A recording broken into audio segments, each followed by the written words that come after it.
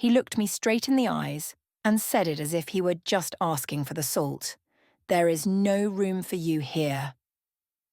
I smiled, nodded, and walked away without saying a word.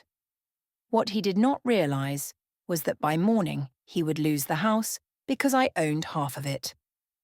Before we go further, make sure to like this video, comment where you are watching from, and subscribe so you never miss a story like this. It all began when I moved in with nothing but 2 old suitcases, a folded quilt from my childhood bedroom, and a framed picture of my late husband, Jack.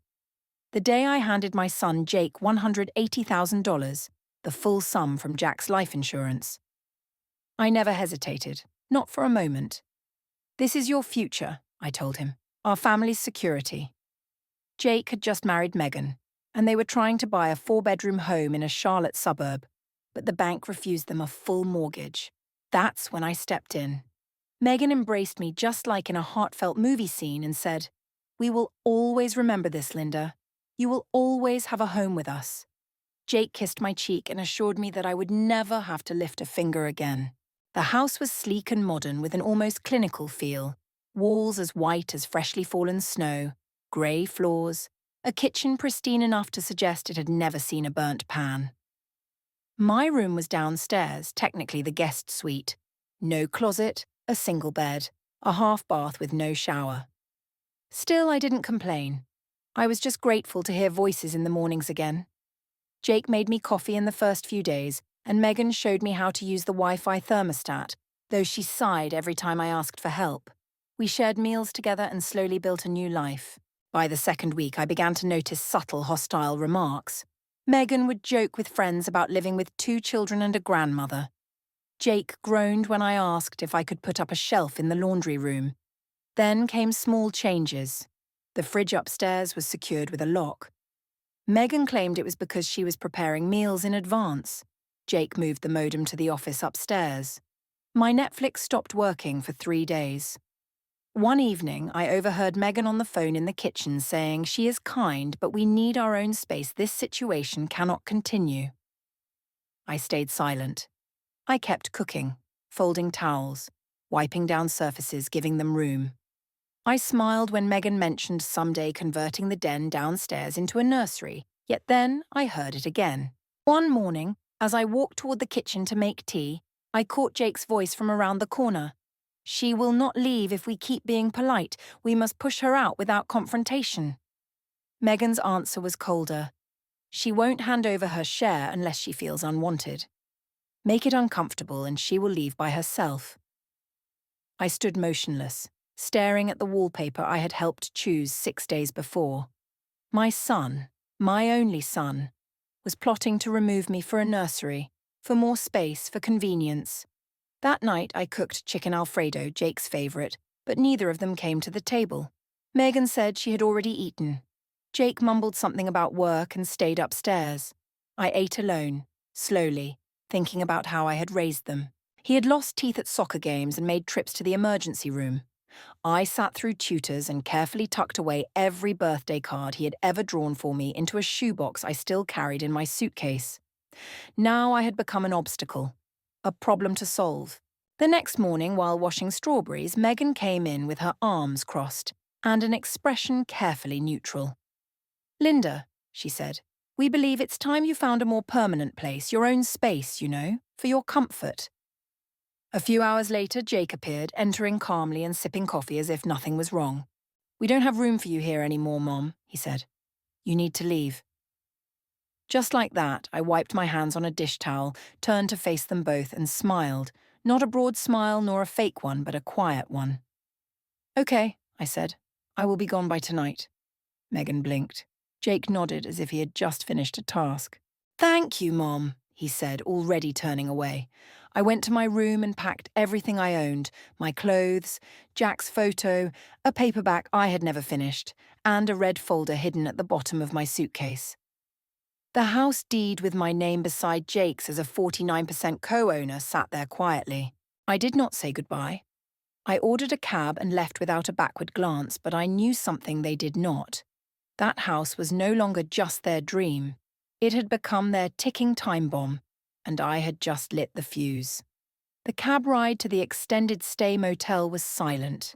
I sat in the back seat clutching that red folder like it was a newborn child, my hands squeezed so tightly the corner left a mark on my palm. I reserved the room 7 days in advance, not because I anticipated needing it, but because something inside me quietly urged, "Prepare yourself." The motel was tidy, yet gloomy, with a worn carpet and a lamp that blinked whenever you touched it awkwardly. The air smelled of fried onions trapped deep within the wallpaper. I paid in cash for 3 nights and refused housekeeping since I did not want anyone to see the few belongings I carried. That night, I lay on the stiff mattress with the television muted, gazing at the ceiling while clutching the deed against my chest like it was armor. I felt neither anger nor surprise, but a sense of finality. The following morning, I used the motel's printer to create 5 copies of the deed, one for myself, one for a lawyer if it became necessary, and 3 extra copies to provide as proof in case anyone doubted I still held ownership. I was halfway through my second cup of diner coffee when a call came through from an unknown number.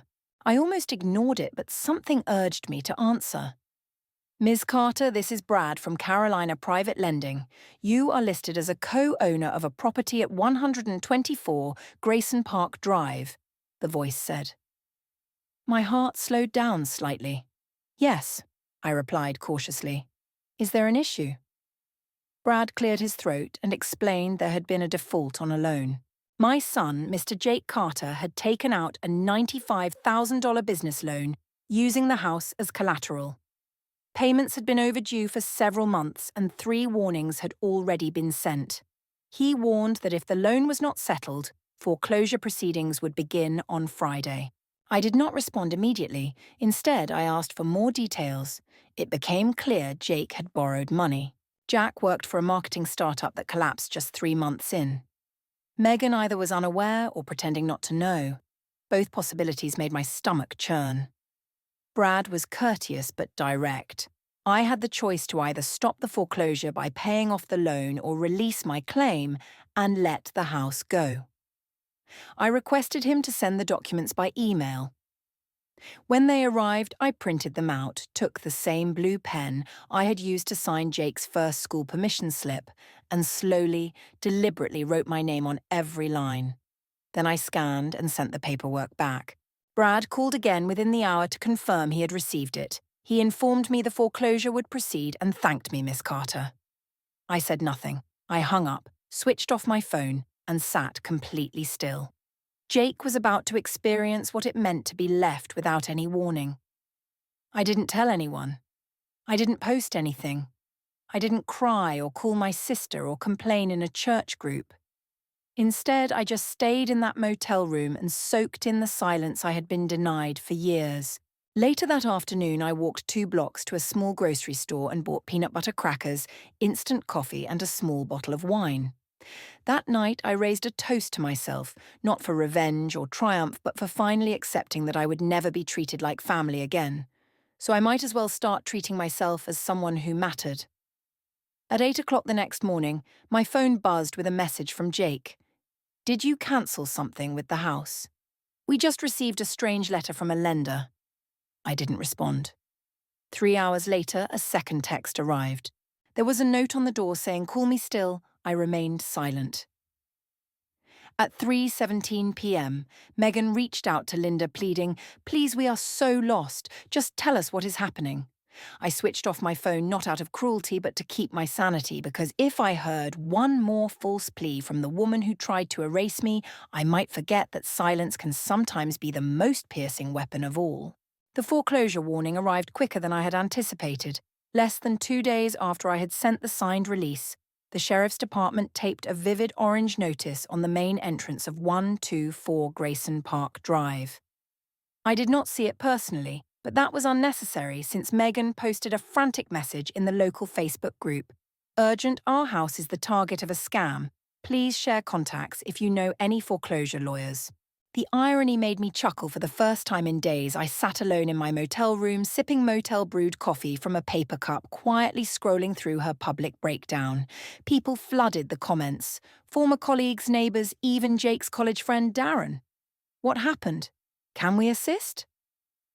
I thought you were doing so well, Megan replied to every message like a desperate politician, never fully answering anything straightforwardly, instead spinning it into a vague narrative of hardship. We are being betrayed by someone we trusted. She posted someone who should have protected us. That was the moment everything shifted from absurdity to something more sinister, because within hours I began receiving messages from people I had not spoken to in years. My cousin Sharon, a woman from church, my late husband's sister, and all of them kept asking the exact same question.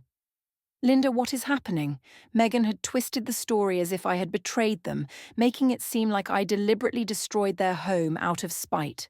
She never mentioned the money I had given or how they forced me out, nor the loan Jake took without my knowledge. Instead, she portrayed herself as the victim, and Jake reinforced that image. He shared an old picture of us, me and him when he was 5 years old, eating ice cream in a parking lot, with the caption, "It's tough when those who raised you turn against you." No names, no tags, just pure manipulation. But I knew exactly who that message targeted: the relatives, the mutual friends, and those on the sidelines who would fill in the blanks with their own guilt, shame, and assumptions. I felt like I was being erased while it happened right before my eyes. I considered defending myself by sharing the property deed, the loan documents, or the messages. But then I recalled what my father used to say: do not fight with people who wallow in the mud, because you will get dirty, and they will enjoy it. So I chose to remain quiet until the phone call came. It was from the sheriff's office, a polite man named Officer Reeves.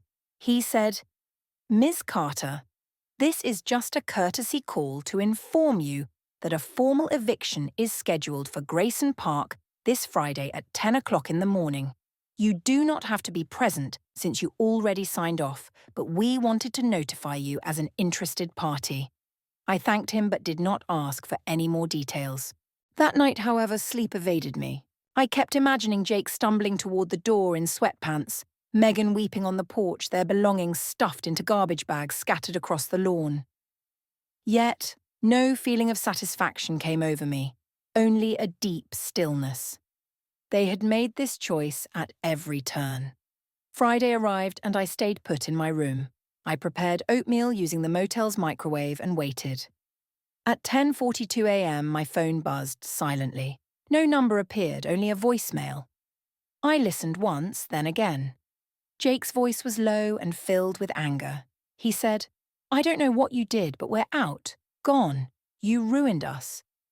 Mum, I hope you're happy." That was all. No remorse, no apologies, just blame as if I had triggered some hidden fault.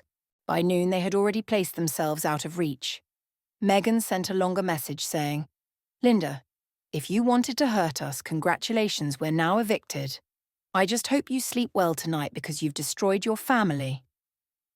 The word family echoed inside me all day as if it didn't belong to them too, as if I lacked the right to walk away from those who treated me like a stepping stone. I switched off the phone and headed to the corner store to buy a notebook.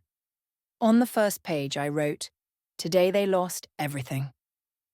Within that silence, I found some peace. Sitting down on the motel bed, I turned to a blank page and continued writing. Their silence proved short-lived. 2 days after the lockout, Megan shared a detailed post on Instagram consisting of 10 slides with pastel backgrounds and cursive text titled, "When Family Betrays You."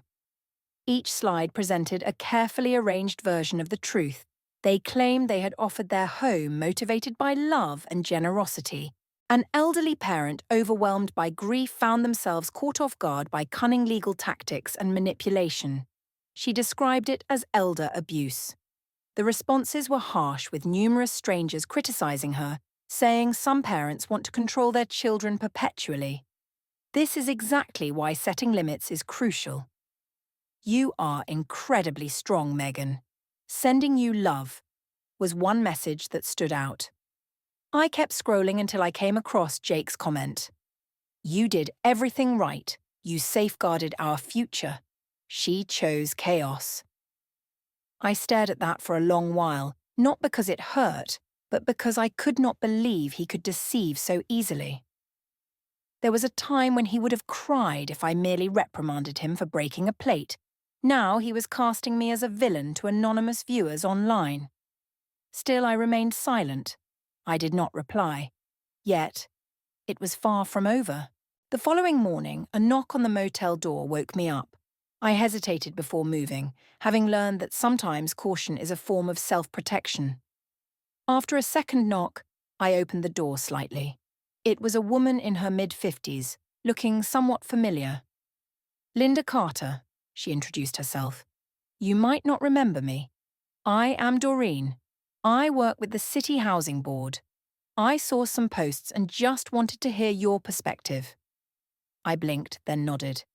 We sat in the motel lobby, sipping lukewarm coffee with the vending machine softly humming nearby. I recounted every detail, every dollar spent, every meal shared, every insult endured in silence. She did not jot down notes. She simply listened. "I am not press," she said. "I am just tired of seeing good people unfairly tarnished by others. Influencers with matching throw pillows." When she left, she gave me her card saying, "If you need assistance finding permanent housing, let me know. I have connections I can use." It was the first act of kindness I had experienced in weeks. That night, I opened my email with the subject line requesting an interview from Charlotte Local magazine. I closed my laptop without reading further because I was not ready to share my story on their terms just yet. However, I forwarded the message to myself, altering the subject to "Hold on to this." That same week, Megan intensified her efforts by posting a TikTok video. She stood in front of a moving truck, her mascara smudged, her baby bump clearly visible, holding a cardboard sign that read, "Evicted by my mother-in-law." The video gathered nearly 80,000 views within 48 hours. In the comments, people tagged news outlets, one woman offered to start a GoFundMe campaign, and unexpectedly my former church pastor messaged me saying, "Linda, what is happening? Can I call you?" That moment was the breaking point. I pulled up the deed, the bank statement showing my transfer, and the email from Brad confirming the foreclosure. I took screenshots of Megan's message. "Once she's gone, we can finally plan the nursery." I sent all this evidence to the pastor, my cousins, and the church ladies group chat. Megan still had not moved out. I did not add any comments, just shared the proof. 5 minutes later, my niece responded, "Oh, so she lied to everyone." Then there was silence. No one defended her or said anything, but I knew they had seen the truth. I knew the group chat had fractured. Later that evening, I received a new message from Jake saying, "Please call me." "Just speak to me," I thought, 10 minutes later. I understood things had deteriorated, but you remain my mother.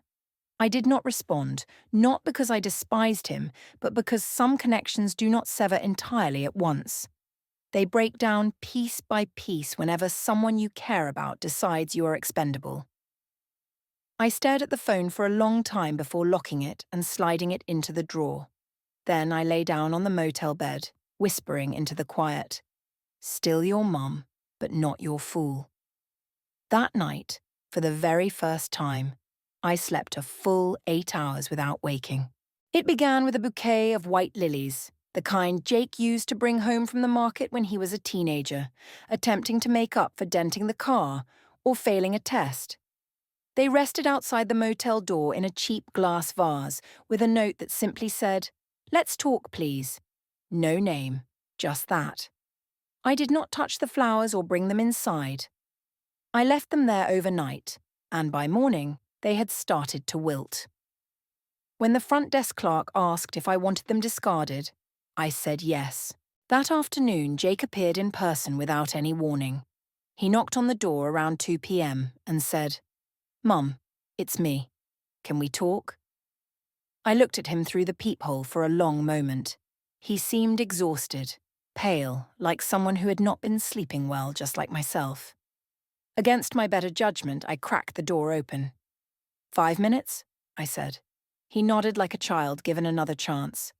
We sat at opposite ends of the small round table near the window, and I He watched himself struggle to decide which version of himself to show and finally chose to appear quiet and sorrowful. "I made a mistake," he admitted.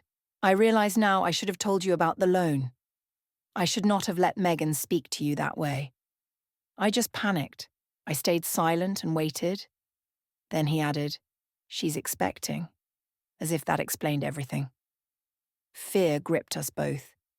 I studied him closely, and for a brief moment I saw the boy who used to cry whenever I left for night shifts, but he was no longer that boy.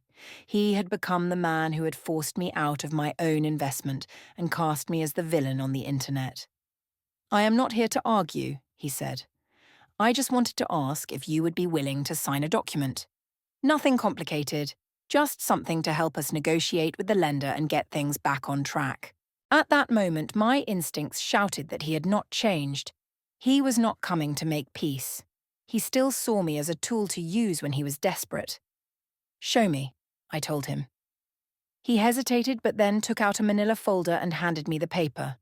I read it once, then again. It was not merely a consent form. It was a limited power of attorney, cleverly hidden in legal language, giving him partial authority to handle foreclosure matters. This meant he could access bank accounts, including my retirement fund. I set the paper down and said, "Leave." He blinked in surprise but stood up slowly as if hoping to save the moment with one last plea. "We are going to lose the baby," he said. "Future mother." I gazed straight into his eyes and said, "You already did." He left without uttering another word. I locked the door behind him and stayed still until my hands ceased trembling. Afterward, I contacted the motel reception and requested a room change, insisting on a different floor and corridor. They did not inquire about the reason. Within 15 minutes, I packed all my belongings and moved out before dinner. That night, I blocked Jake's number, not out of anger, but to shield myself from the part of me that still wanted to believe he truly regretted his mistakes. The next morning, I walked to the housing board office and handed Doreen the card she had given me. She looked up from her desk with a knowing smile, as if she had been anticipating my arrival. "I want to move forward," I told her, "not only away from them, but from everything." She did not say, "I'm proud of you," or "You're making the right choice." Instead, she slid a folder across the table titled Senior Housing Coastal Options. On the first page was a 2-bedroom condo near Wilmington, featuring a porch, ocean access, and rent affordable on my pension. I pointed to it and said, "This one." That evening, I received one final email, this time from Megan. There were no emojis or hashtags, just a brief raw message. "I do not know what we are supposed to do now. We have nothing. I know you hate me, but please think of the baby." I stared at the screen for a long moment, feeling the weight of her words pressing against my chest. Then I closed it. I brewed myself a cup of tea and watched the sun sink behind the motel parking lot. I did not answer, "Not yet," because what I was preparing was not a reply but a confrontation. 3 days went by without a single message. Then at 7:42 p.m. on a Sunday, there was a knock on the door. I was in pajama pants halfway through a cup of peppermint tea when I peeked through the peephole and saw her. Megan's hair was messier than usual as she held a bundled infant wrapped in a soft pink blanket. A diaper bag hung over her shoulder like a gesture of peace. I did not open immediately. Linda called softly from outside. "I am not here to argue. We do not know what else to do anymore. Jake is falling apart and we got kicked out of the rental we found because they said we failed a credit check. Please, can I come in?" I cracked the door just a little. Her makeup was smudged and tears streaked her cheeks. The baby, a girl as I realized, stirred lightly and let out a gentle fussy sound. Megan rocked her with care, saying, "Her name is Emily, she is yours too, do not shut us out." Those words struck me harder than I had expected. I had not known the baby's name before I had not wanted to. I opened the door wider and let her in. She stepped inside cautiously like a visitor unsure of the rules. She glanced around the cramped room and gave a tired smile, saying, "You still like it cold in here, huh?" I stayed silent. She settled carefully on the motel bed's edge, rocking Emily gently. We really messed up, she said. I said things I did not mean. We were stressed and scared. I nodded, not because I forgave her, but mainly because I wanted her to keep speaking. Jake is far too proud to admit it. She continued talking, but he is sinking. We both are. Our bank accounts are frozen, and we owe more than $10,000 in late fees and penalties. Our phones are barely holding on, and I have no idea what our next step should be.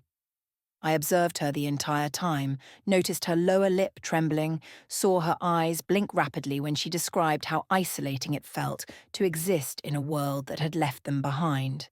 Then, I spotted it. The brand tag still dangling from the diaper bag. I leaned in closer and recognized the logo. Posh Baby, a designer brand I once saw in a motel lobby catalogue. The retail price was over $900. That's new, I said, pointing. Megan hesitated for a moment, then said it was a gift, too quickly, from a friend. I said nothing, slowly rising and walking toward the window. From there, I noticed a rental car running by the curb, a black SUV. Not cheap, not broken down, not desperate. You came here for something, I said. She jumped. I came here to ask for help. No, I corrected. You came here to record something. I turned abruptly. Where is it? She stood up. What are you talking about? Your phone, your purse, whatever it is. I saw it in the side pocket of the bag when you sat down. You are filming this. Her lips parted, then sealed shut. We just wanted proof, she whispered, in case you tried to twist things. I stared at her for what seemed like an eternity. Get out, I said to Linda. Slowly, I opened the door and added, take the gift shop baby bag with you. She did not move. I moved closer to her than I ever had before, fueled by anger. Let me be clear, Megan. I am not your plot twist. I am not your antagonist, and I am certainly not your personal ATM. Leave my room now before I call the police. She carefully lifted Emily, holding her tightly. She's your granddaughter, I responded firmly. No, she is your child. You should raise her better than you treat others. Megan stepped outside with a rigid posture, walked to her car, got in, and within moments they drove away. I shut and locked the door, then sat on the bed, frozen for a long time. My hands trembled, not with fear but adrenaline, because I understood what had just unfolded. Megan had come to provoke me into saying something cruel on camera, something they could edit and share online to gain sympathy and views. I had not given her that satisfaction. I remained composed. However, I was far from done. The following day, I went to the courthouse to request a temporary restraining order. I submitted everything: the messages, the attempts at manipulation, the visit. I even included a printout of the diaper bag's retail price. The clerk hardly reacted, saying, "You're not the first, and you won't be the last." That evening, I returned to my room, opened my notebook, and wrote one sentence. They brought a baby to act innocent. I brought evidence. Then I flipped the page and began listing names. People I trusted, people I did not, and those to whom I owed nothing. No longer willing to back down, because the next time they came after me, I would be prepared, and they would not expect it. The court order arrived 2 days later, a thick envelope embossed with a courthouse seal, sliding under my motel room door, like the last piece of a puzzle fitting perfectly. I did not feel victorious. I felt ready, the kind of serenity that comes before a tempest, not out of dread, but because you have already secured the windows. I made 5 copies of the order, one for the motel, one for the police department, one for Doreen at the housing authority, one for myself, and one I mailed without signature or letter to Megan and Jake's last known address, with a simple sticky note attached saying you wanted legal action. Here it is. That night, I finally replied to the interview invitation from Charlotte Local magazine. I did not ask for compensation or weave a story. I just sent everything. The deed, a copy of the wire transfer for $180,000, the foreclosure notice from Carolina Private Lending, screenshots of texts, and a picture of Megan's brand new diaper bag.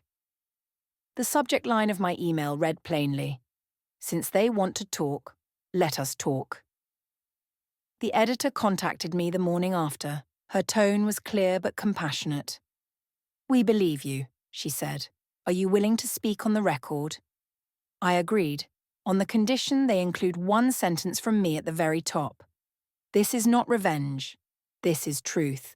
The article was published the following Sunday, a 3-page feature titled, "When Help Turns into Harm, One Mother's Story of Financial Betrayal." Betrayal did not explode on the internet suddenly, nor did it overwhelm any websites, but it gained enough attention within the Charlotte community to stir conversations. People began engaging, not in rumours, but in thoughtful dialogue. The same Facebook group where Meghan had broken down over evictions several weeks before was now filled with debates about housing fairness, inheritance laws, and the rights grown children believe they deserve. My name appeared not as a villain or a victim, but simply as a person who had been erased, only to quietly reinsert herself into the story. However, that was not the turning point. The real shift happened the following Friday when I walked into the neighbourhood coffee shop and spotted Jake sitting by himself at a corner table wearing a hoodie, gazing into his cup as though searching for his own reflection on the surface. At first, he did not notice me. I nearly passed by without saying anything. But then his eyes met mine. He did not show fear, greeting, or even a blink, just a calm stare. Within that look, I saw no remorse or guilt, but a cold distance, an acknowledgement that something important had vanished between us. I continued on my way without tears. That evening, he sent me an email. It had no subject line, containing only a brief message. I read the article. "I will not contact you again. I am sorry you felt trapped, but not sorry for my actions." I felt compelled to respond, but instead saved it without replying. The very next morning, the motel manager knocked softly and handed me a pile of redirected letters. Among them was an envelope marked with a real estate company's emblem, along with a note from Doreen. "You have been approved. The keys are ready." I opened the listing details. A 2-bedroom condominium on the second floor of a quiet complex in Wilmington, designed for retirees and veterans. The move-in date was set for next Friday, and the rent was just below my budget. I stood there holding the paper and noticed that I had stopped glancing anxiously over my shoulder for knocks. I no longer flinched at unknown numbers appearing on my phone or doubted my right to exist without offering excuses. Later that evening, I updated my will, removing Jake's name and deciding to divide everything equally among a local shelter for domestic abuse victims, a literacy initiative, and the animal rescue organisation I used to volunteer with. Then, I sent one last email to my lawyer with clear instructions. If he ever contested this, he should release everything publicly, all of it. I did not wait for a response because I trusted he would follow through.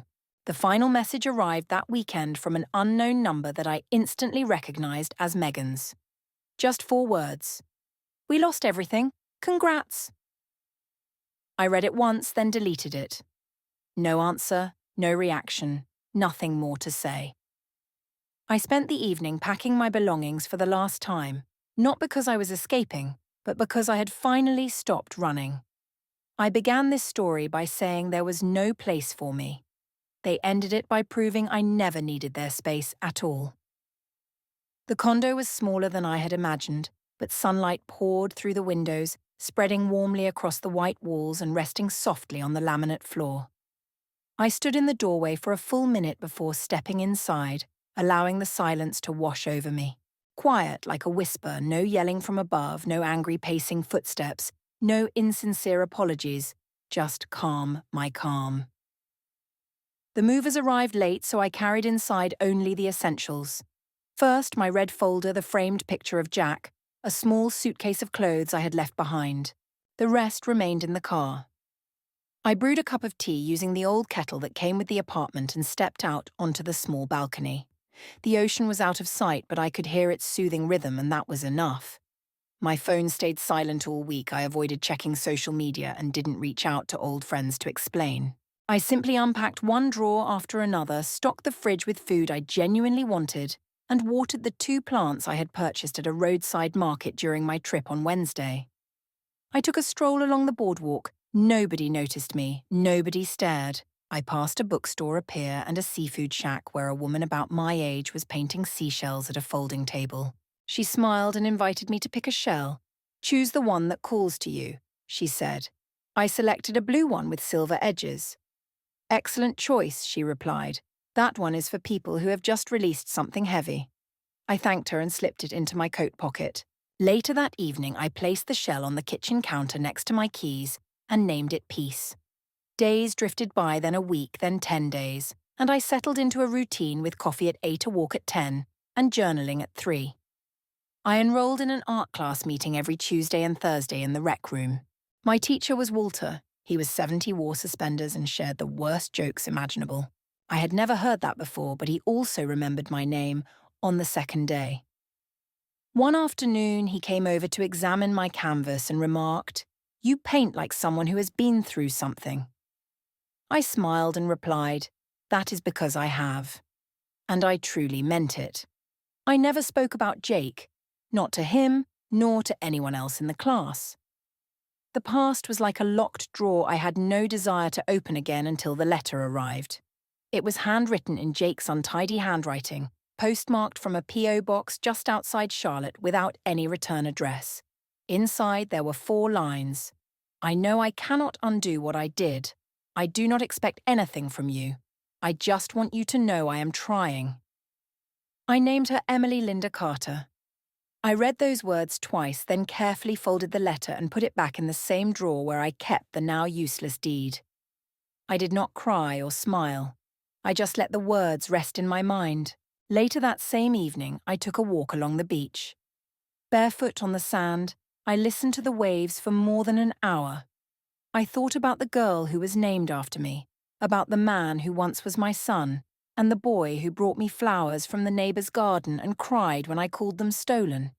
He was gone, but perhaps somewhere out there, someone better was coming into existence from the chaos he left behind.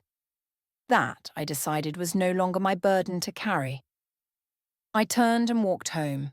The lights in the condo shone with a soft golden glow. I curled up on the couch with a blanket and a book. No drama, no closure emails, no family conflicts to deal with, just the quiet sound of solitude. Choosing peace instead of seeking approval, my phone buzzed once again before I switched it off for the night. The call came from an unknown number without any message, so I let it go unanswered. Then I softly repeated the same 5 words I had carried since the moment they sent me away. "There is no room here either. Farewell to this day." I have no idea where Jake and Megan ended up. Maybe they found clarity, maybe they did not. All I know is that I am content now, and that suffices. That is all for today. What would you have done if you were in her shoes? Share your thoughts in the comments. I truly enjoy reading your opinions. And hey, if this story moved you, be sure to watch these other videos as well. You definitely do not want to miss them.